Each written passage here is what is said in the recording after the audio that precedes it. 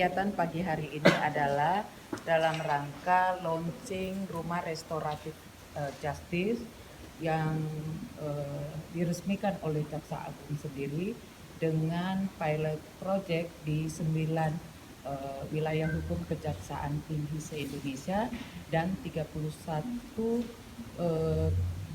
wilayah hukum Kejaksaan Negeri se-Indonesia.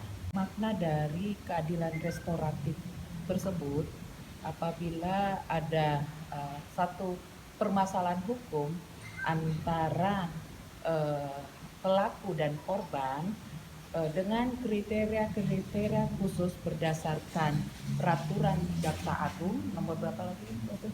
Nomor 15 tahun 2020. Kriterianya di situ jelas untuk perkara-perkara yang ringan.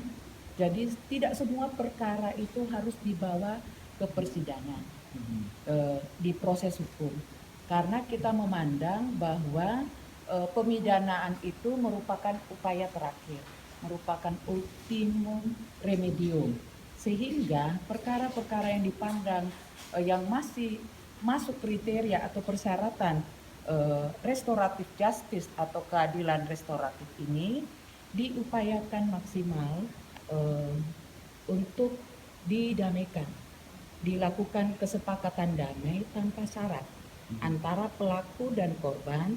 Kemudian ini menjadi pemulihan, menjadi keadaan semula, seolah-olah sudah tidak ada persoalan hukum lagi karena mereka mau berdamai. Nah, itu maknanya.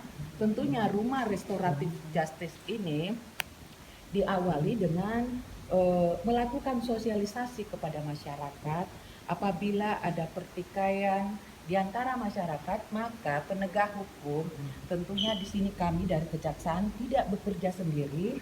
Kita tahu di tiap desa itu ada Babinsa, ada Babin Kaptipnas, ada tokoh masyarakat, tokoh adat, tokoh agama yang bisa secara kolaboratif mendamaikan di antara warga masyarakat yang bertikai. Jadi itu manfaat dari Rumah Restoratif Justice, tetapi bukan hanya masalah pidana. Karena kita tahu tugas dan fungsi kejaksaan itu sungguh luas, terutama berdasarkan perubahan undang-undang kejaksaan yang terbaru saat ini, bahwa kita bisa melakukan pendampingan hukum. Terus kemudian bisa memberikan sosialisasi kepada aparat desa setempat untuk bagaimana penerapan pemerintahan desa yang baik dan bersih. Kemudian kita bisa membangun pemberdayaan masyarakat setempat, dan itu hanya bisa dilakukan secara kolaboratif antara aparat setempat dengan kami maupun misalnya dari Polres dan Polsek setempat. Kasus ringan itu kalau kriterianya misalnya diantaranya tindak pidana yang dibawa ancaman 5 tahun. Kalau secara ekonomis ada nilai kerugian di bawah 2,5 juta. Tetapi ada peraturan terbaru ya, nanti kita ini sampaikan lagi. Kemudian dia bukan, karena pertama kali bukan residivis seperti itu ya. Jadi memang ada kriteria dan syarat-syarat. Jadi jangan berarti kalau ada tindak pidana semua bisa di restoratif justice, kan enggak bisa seperti itu. Ada kriteria dan persyaratannya sangat ketat. Kemudian itu tidak, kalau sudah masuk proses hukum misalnya dari penyidik Polri, kalau sudah sampai di kami akan dilakukan kriteria itu ada, maka kami ketika sudah melakukan seperti kemarin Kejari Ciamis sudah melakukan upaya restoratif dan sudah ada kesepakatan damai, kami sudah laporkan secara berjenjang ke Kejati Jabar, dan kami akan menunggu waktu dari Jampidum untuk melakukan ekspos secara virtual.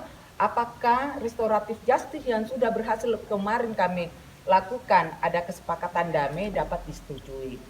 Nanti kalau untuk perkaranya seperti apa, yang lebih mengingat kasus posisinya adalah Kasipidum yang bisa menjelaskan kasus apa kemarin yang ada di Kejari Ciamis yang berhasil dilakukan restoratif justice. Ya sudah, makasih ya, makasih.